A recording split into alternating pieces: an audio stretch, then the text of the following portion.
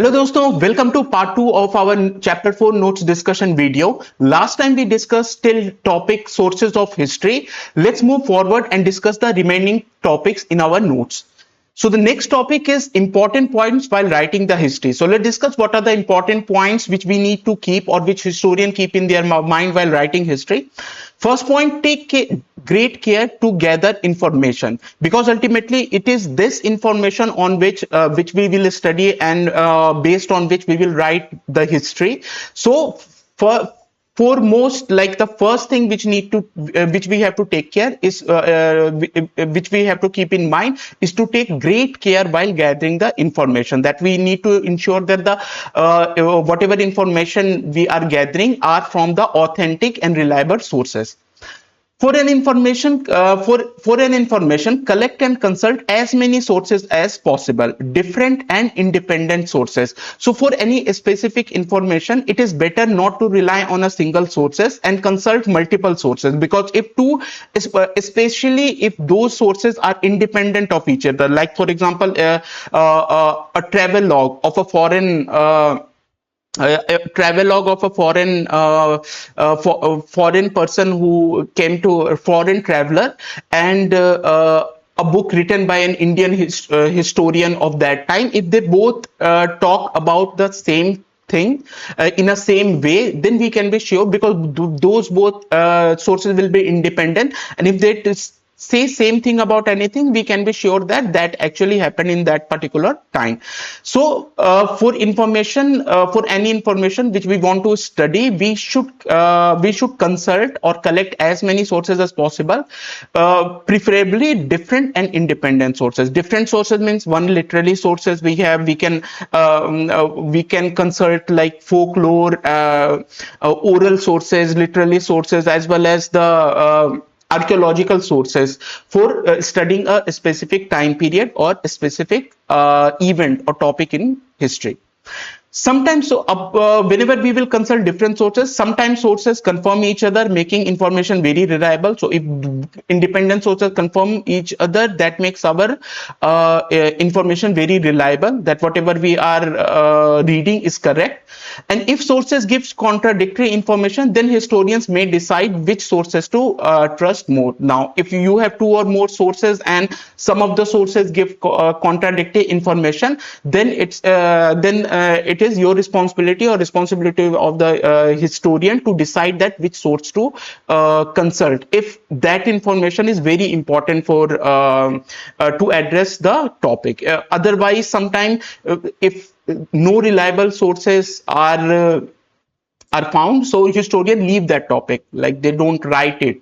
But in a scenario when you have to write anything, like for example, you have written about the battle, and now finally you have to write about the outcome of the battle. So the whole story will be incomplete without outcome. And if you get two sources and they both get contradictory information, then you can decide like which source to trust more. And plus, in in extra notes, you can mention like there was additional sources which was giving information, contradicting information, and these are sources. So if anyone else wants to consult that sources, he can consult it. So that is a good practice. So whenever that's why in book, like in book or any writing, you will see that bibliography. I think it is called bibliography. Bibliography means list of book and article that writer basically used while writing a particular topic. So in that bibliography, you should mention both the sources. Like there was two sources on this topic. I chose these sources because I trust it more because of this reason. And there is another source which is giving contradictory information. I'm mentioning it for the future reference of any writer who want to consult that sources. So that is how a good history is written, and that are the important points we need to keep while writing the history. Let's move forward. Who contribute to the source of history? We already discussed who contribute to the source of history. Foremost, first is historians, the person who writes the history, a person who study and writes about the past. They are the one who contribute to the sources of history. So Present historians also consult the work of previous historians while writing about any topic in the history. So historians' work is also a great source of history. Second, archaeologists. Obviously, we know all the archaeological evidences, the pots, the inscription, the figurine, the sculpture. So those are all important sources of history. So archaeologists contribute to the sources of history through his excavation and through his findings after digging a historical site.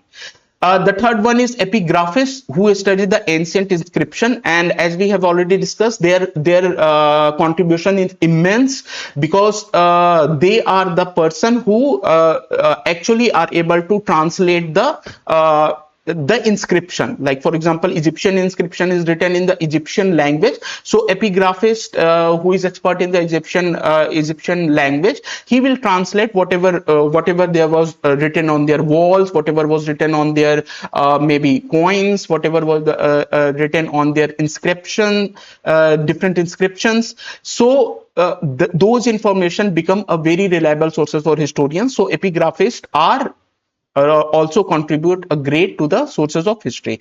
And then anthropologists, obviously they study the ancient tribes and all their culture. So the tribes, tribal society, when they study, so the tribal society, since they continue their tradition, the tradition which they which they have been following since a very long time, even like hundreds and thousands of years. So based on their accounts, based on the study of such tribes, anthropologists write their account, and those accounts become a very important source of history. So anthropologists also contribute to the sources of history.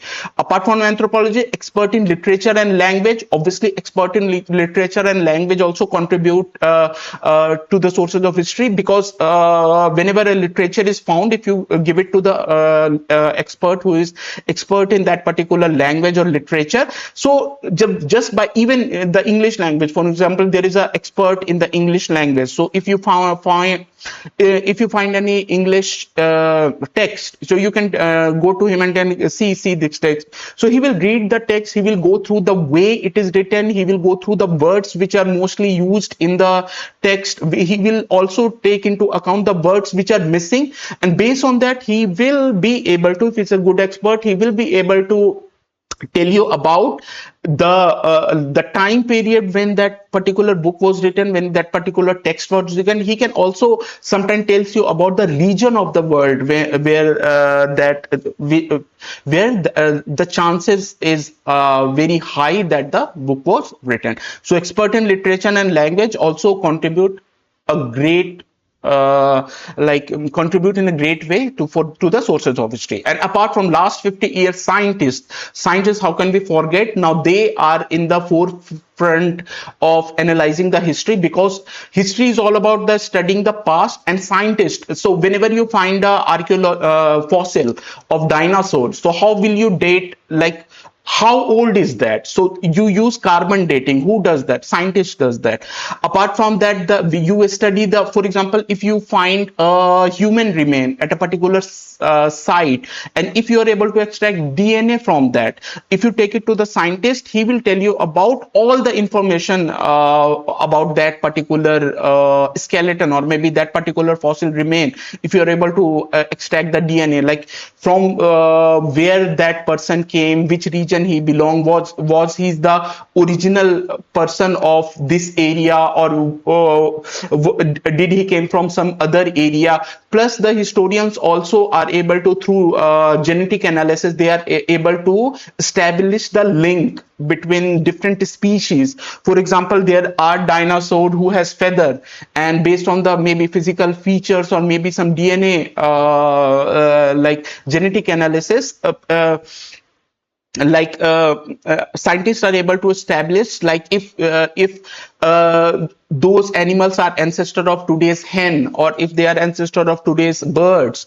And so all those things which we study about, like modern humans, the like we talk about the Homo sapiens. So what are Homo sapiens is the scientific name for modern humans. So obviously the scientists give all these names and features, and through their different scientific analysis, maybe it's genetic analysis or some carbon dating, they give lot of information about the about everything, about all the historical records, about all the fossils, about all the animal plants remains archaeologists find at different burial sites or different historical sites. Plus, not only this, scientists are even able to analyze the metals, as I have already discussed, and they can just they can tell you about the, based on the composition of the metal, they are able to tell about the for example, origin of that metal. So that's why when we will study the Indus Valley civilization, we will study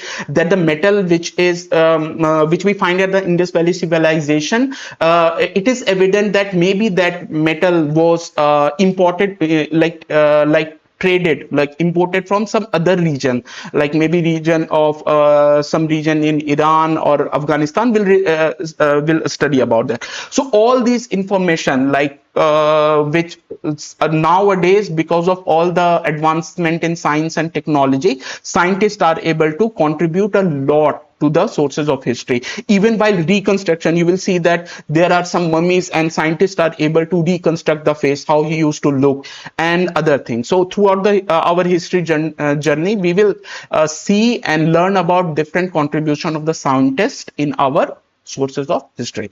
So these are all the people who contribute to the sources of history. Now let's talk about the scientists. In the last 50 years or so, scientific studies have been contributing more and more to the reconstruction of the past. For example, a study of the ancient climate give lot, like for example, we know the ice age, we know about the melting of when the ice age melted, and then then the agriculture came. All this thing give us information about the ancient climate, even the general climate of the earth, like when the atmospheric oxygen was formed, and when what was the like maybe atmospheric composition or land composition of the earth, like way long back. So even through the scientific study, we get to know about the formation of the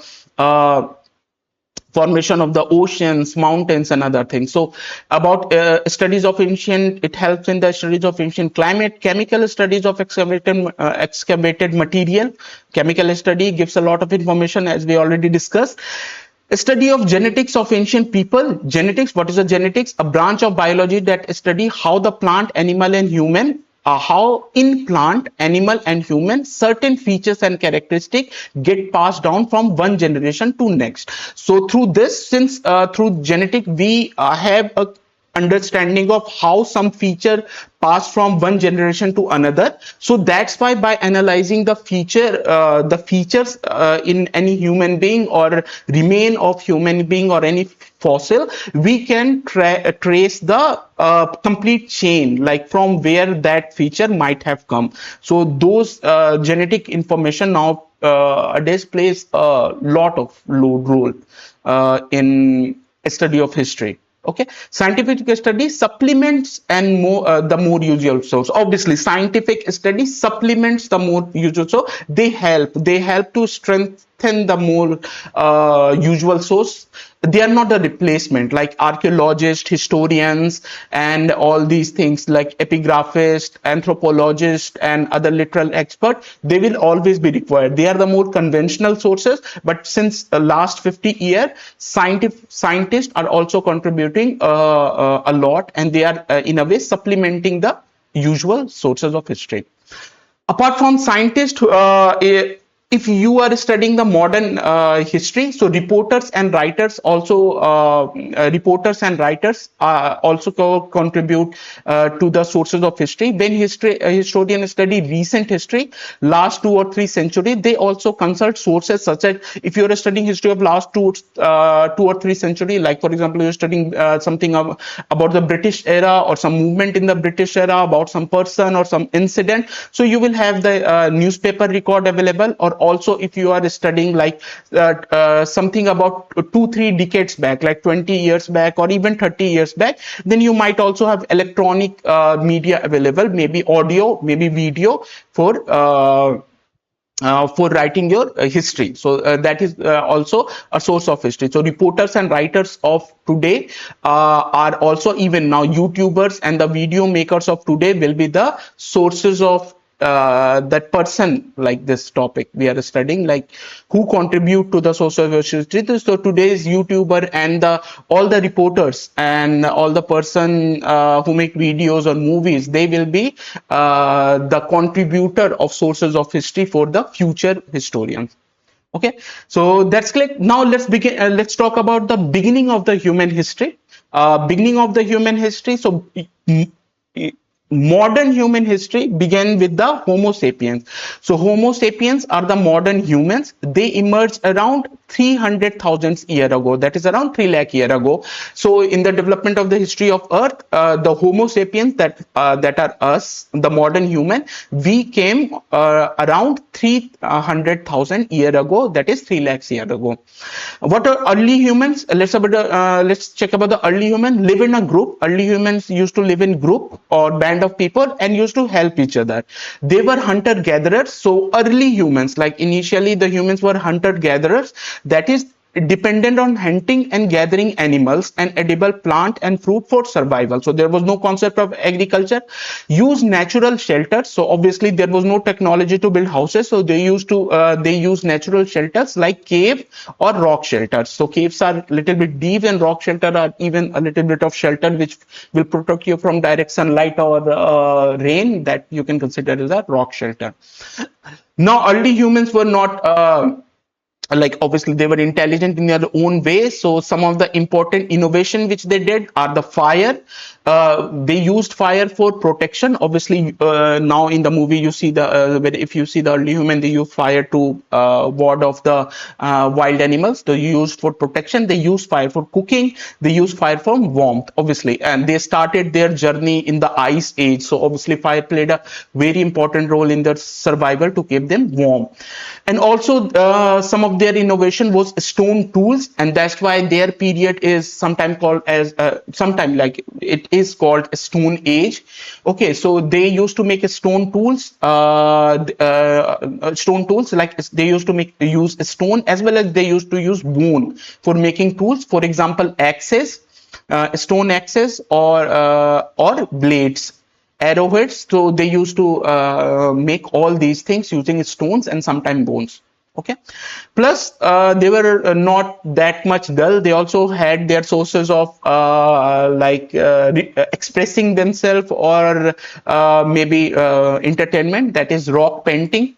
Shows different rock painting is one of the very important, like it is the major source for the source which tells us about their lifestyle. Because if there was no rock temple, we might get we might find those axes, blade and arrowheads. So we could we could think we would know that they used stone axes and blades, but we would not know about how they used to live, how they used to hunt together, whether they used to live in a small group of people of 4 or 5, or they used to live in a large group of people.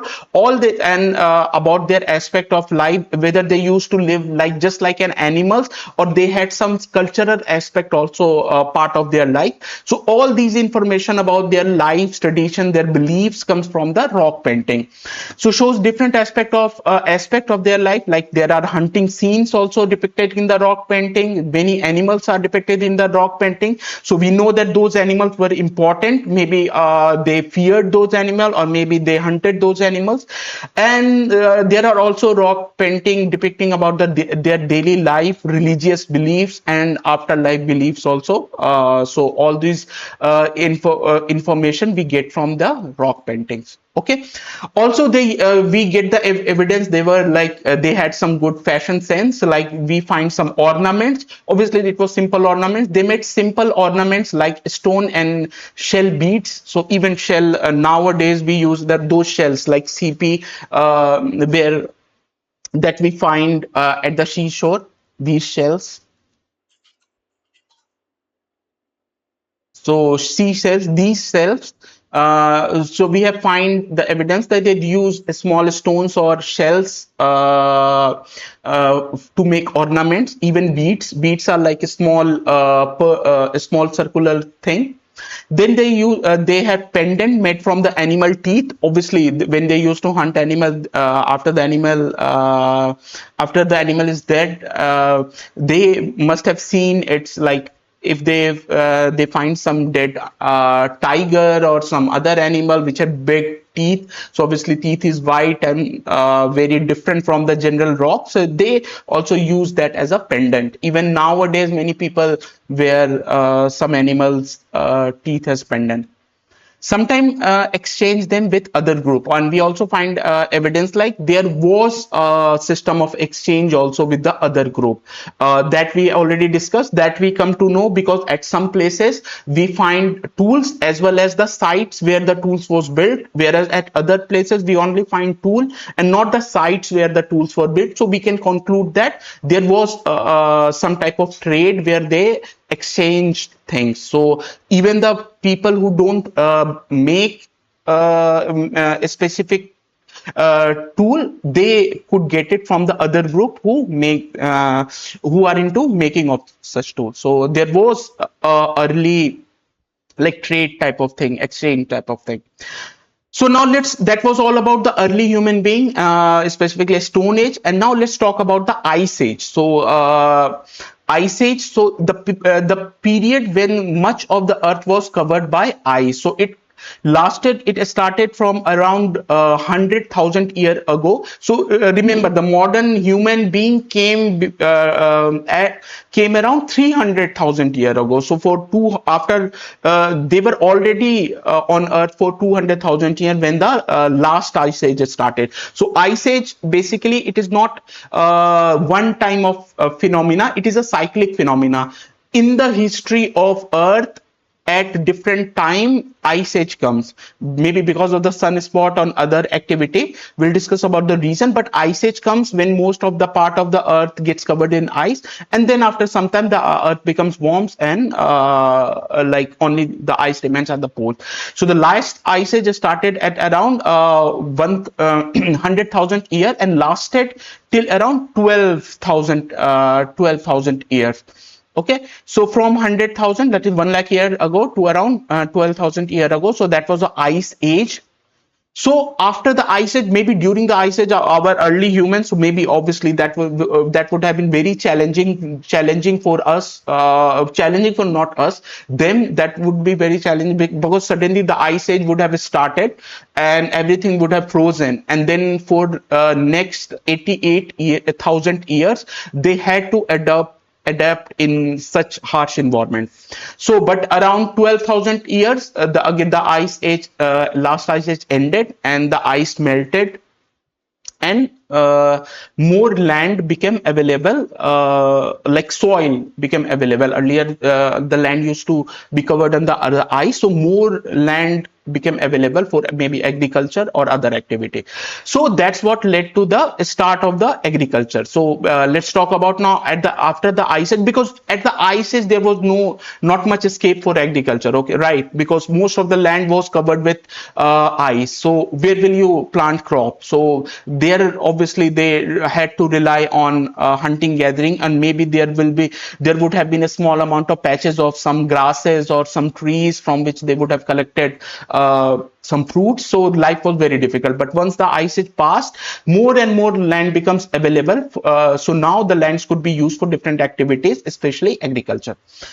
So start of the agriculture, let's discuss. After the ice age, ice melted, living condition improved. Obviously, living condition improved. Then human started settling down. So once the living condition improved, now life is not that harsh that you have to move from one place to another for the in search of food. So people started settling down, and cultivation of crop also started. So early crops, what they grew, like cereals and grains, they started growing. So wheat and barley, earlier human first the cultivation of wheat and barley started, and then rice and maize started. So obviously it looks logical, because wheat is a crop of a little bit colder time and colder region. So just when the ice age would have ended, so the climate would have still little bit on the cooler side. So the wheat, it used to support wheat and wheat cultivation. And then for rice, we know we need some tropical climate, like little bit it needs more water, but it is it needs a little bit warm climate. So it grows it is good, rice needs some comparatively to wheat, it grows better in a little bit warm climate. So rice and maize, later the cultivation of rice and maize also started. So all these crops, so whatever our staple food is there, the wheat or rice, it is coming from the very it is continuing from the first start of the agriculture. Humans are cultivating these crops like rice and maize. Now then also apart from agriculture, domestication of animals also started. Let me just confirm. Yeah, domestication of animals started. So cattle like cows and bulls were domesticated, obviously for milk. Goats were domesticated, maybe for meat or milk, and sheep were domesticated for meat or wool. Okay. Now once humans started settled down, so so early settlement were near the river. So obviously the early human often settled down near the river. Why early human used to settle down near the river? Because soil are more fertile near the river because of the floodplains. So we already studied in the previous chapter, like the floodplains are one of the most fertile region of the world, and every year the flood comes, it deposits new sediments, and in a way recharges the fertility of the soil. So that is one of the reasons soil is more fertile, so growing crop is easier. And next, obviously very important reason is water available for agriculture and daily use. So if you are living near the river, so water is easily available for agriculture, daily use, and for your animals. These things makes growing crop easier. Apart from that, fishing, if you are living near a river or some lake, so you can do fishing. That will provide the additional sources of food. So that time when there is no supermarket to go and get your food, so any additional sources of food will always be welcomed by those people. So for example, Indus River, early settlement we see around the Indus River and its tributaries, around the Nile River in Egypt, Indus River in India and Pakistan region, and Huang He River, that is also called Yellow River, in China. Okay, so let's move forward. This is okay. So now gender roles. Let's talk about the gender role. In the picture, we saw some men doing a specific activity and women doing a specific activity. But for UPSC aspirant and for us also, we should never assume any gender role. Like we should assume that gender perform a role based on the requirement and circumstances, not because they are of a specific gender. So obviously in modern time it is now very easy to understand this, because now we see women working very often, and also men taking care of house and kids very often, especially in a in a nuclear family. Okay, so gender role in a some role appears to be natural, like people may say that men are built in a way so that they take care of the outside world, and women should take care of the inside world, and based on their physical appearance it might appear natural, but they do not cover all the situation. Depending on the situation, different gender may take up different roles, and that is to understand this is very important. Okay, so women may take painting and hunting. Even in the earlier times, even in that earlier time, women may take painting and hunting, and men may cook or take care of the children. Okay, now some of the terms like welfare means health, prosperity, and well-being. That time also it meant the same. This in present time also meant the same. Hamlet, a small settlement or village, is called sometimes referred as hamlet. Okay, so small settlement or small village is called hamlet. Now let's now discuss about the evolution of the society. So I've written it. Let's go through it. It is a logical sequence. So agriculture led to the growth of surplus food. So important word is surplus food. So when the earlier there was no surplus food, so population could not increase. So what agriculture led? It led to the surplus food. Surplus food means extra food. Because of the agriculture, now people have extra food, because other sources of food, hunting and gathering, is still there, fishing is still there, plus agriculture is now giving the sure shot source of additional food. And that too, for example, when you are collecting berries, so from a large area you might collect one bowl of berries or fruits, but in agriculture the whole land is dedicated to a specific crop. So when the time is to cut the crop, all the area gives the very large amount of food. So agriculture led to the surplus food.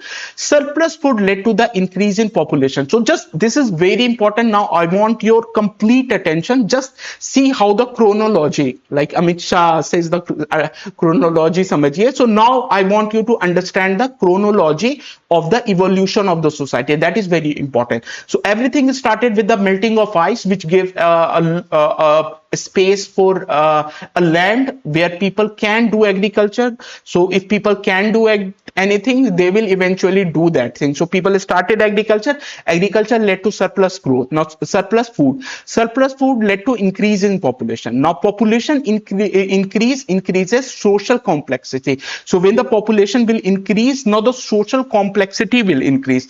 If only two people are living, so there is an interaction between two people. It is simple, give and take. If four people, now there are different ways of interaction. There are different, like if four people are there, so it is not just this interaction, it can be this interaction, 1, 2, 3, 4, and then 5, 6 type of interaction can be there. And then again, as the number of people increases, the amount of interaction and the complexity of the society obviously increases.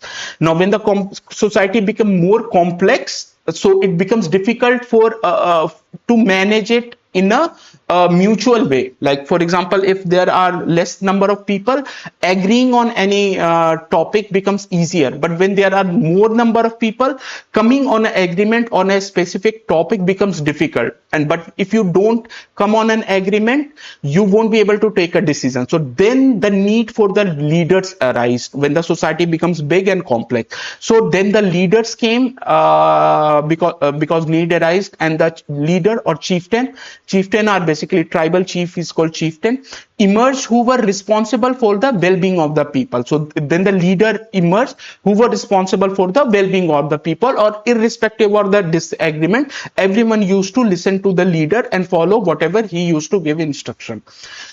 And plus leader also ensure everyone collectively work towards the community welfare. So leader ensured that the society, the village, or that specific society as a whole work for the collective welfare of everyone. So there was no sense of individual over ownership. In that time there was no individual ownership. Nobody used to own the land, nobody used to own the agricultural field or the bull or the animals. Everything was collectively owned by the whole village. Land were collectively sowed and harvested. Okay, so now what happened at the time, as the time went by, hamlet settlement grew into sizable village. So with the time, the size of the village increased. So these village it started exchanging good, mostly food, clothing, and tools. So obviously, then maybe some village was expert in one specific thing, maybe making clothes. Other village might be expert in making tools. So they started exchanging goods among them. So the start of the village start exchanging goods, mostly food, clothing, and tools. Okay, so maybe in one village there was in one village which used to live on a little bit plain, they had surplus grains, and maybe the village who was living near forest, they had a lot of berries or other fruits from collected, or honey collected from the forest. So they used to exchange all these things, food, clothing, and tools. The exchange of the good led to, now the exchange, what did the exchange lead? The exchange of the good led to the growth of trade and communication network. So now the village was no longer a standalone like individual entity. Now the individual villages were now behaving as a connected entity. So with the exchange of good, led to the growth of trade, which and communication network. With the time, and after that, with the time, what happened? New technologies appeared, like pottery technology for making pots and other clay objects, and that was used for storage, cooking, as well as trade. Plus other technologies like use of metal. So first, which metal use occurred, like evidence, like is evident in study history, which metal was used first. So copper was first used by the humans. So they were able to first use copper to make tools and utensils. So that specific period, and that led to the ultimate development. For example, earlier, just imagine the plate and pots made up of clay, and suddenly the plates, pot are made up of copper. Like, so they are more durable and strong. Plus, imagine one tribal using axe, like weapons made up of stones and bones or wood, and other like tribe came there and they have the weapons of copper, like a strong. Who will win? So again, so the people who had the knowledge of copper, they started dominating, and slowly everyone started adopting the copper use, and that period is known as copper age. Then later the iron was discovered, and iron was as a metal, iron tools and weapons were stronger than the copper. Even till very recent time, iron like swords and everything which we know were made up of iron. Or later, in the development of the technology, the concept of steel came, but that is more modern technology.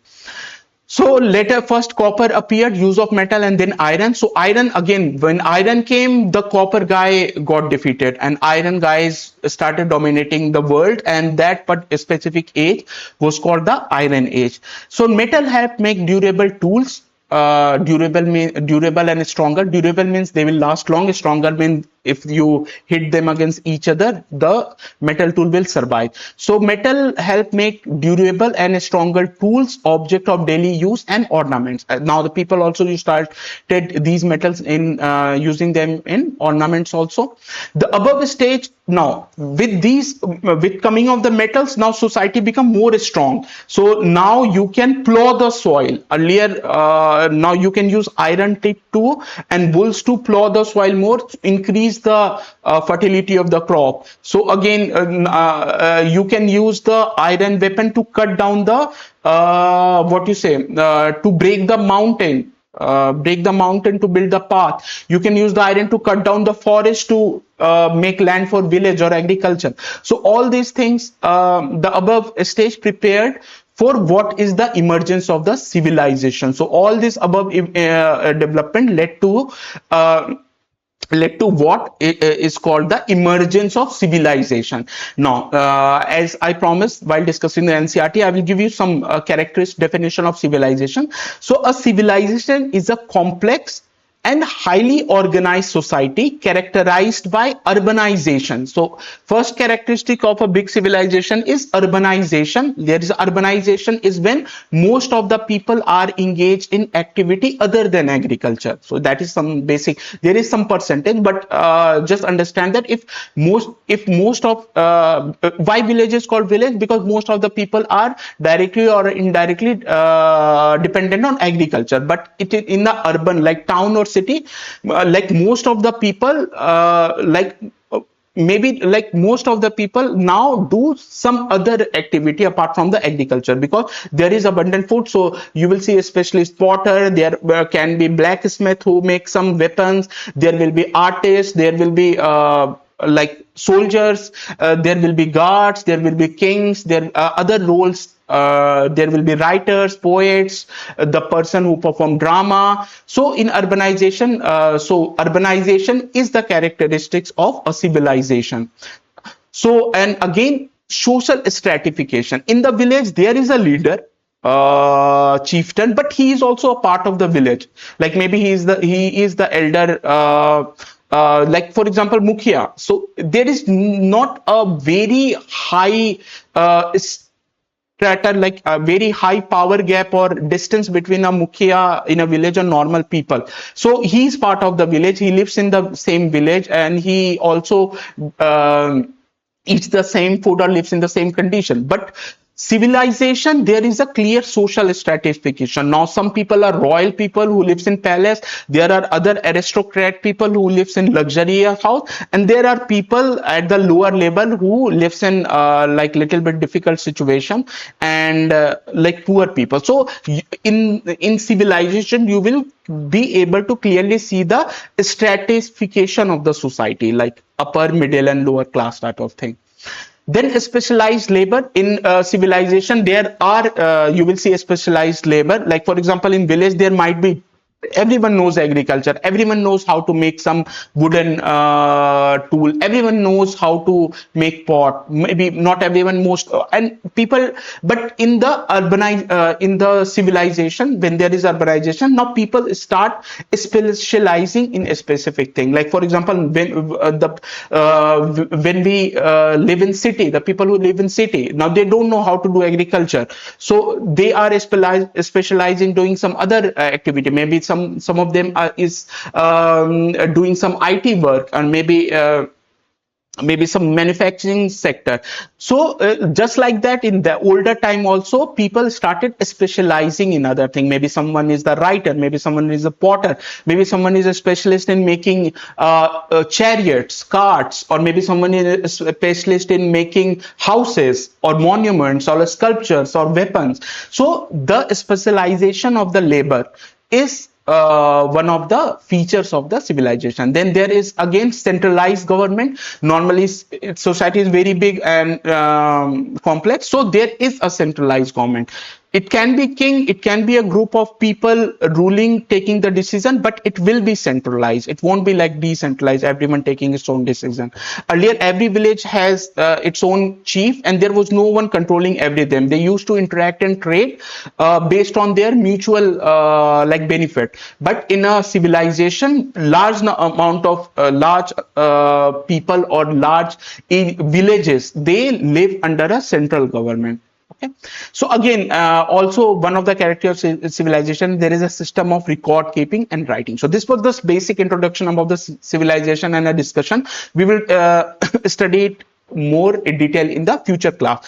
So this was all about the chapter 4. Now we went through the notes, and so I hope everything is clear. You now understand how timelines are written, how dates are written, what are the sources of history, why work of historian is very important, who all are the person who contribute to the sources of history, what is now in recent time, what is the role of scientists, also why they have become important in writing the history. So everything is clear. Just revise these notes, go through the NCERT once if you need to, after seeing my video, and if you understand everything, you don't have to manually do it yourself, then you can just refer the notes and for the revision thing. So now let's meet in a new video, for new next chapter. See you in the next video, aspirants. Jai Hind.